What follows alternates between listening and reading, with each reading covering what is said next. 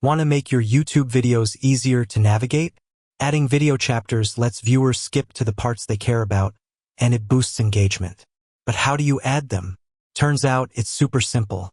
Before we start, like the video and subscribe for more YouTube creator tips and editing shortcuts.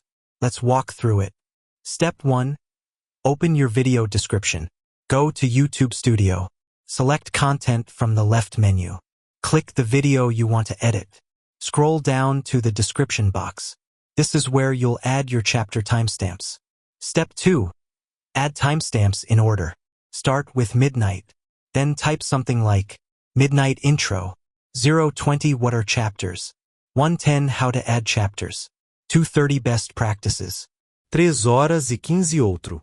Make sure each timestamp is on its own line and in order, starting with midnight. That's required for chapters to work.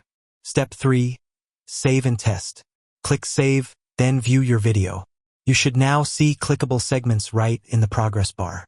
Chapters not only help viewers, they increase watch time and make your video look more professional. If you found this YouTube tip useful, give it a like and subscribe. We've got more creator tips in the pipeline.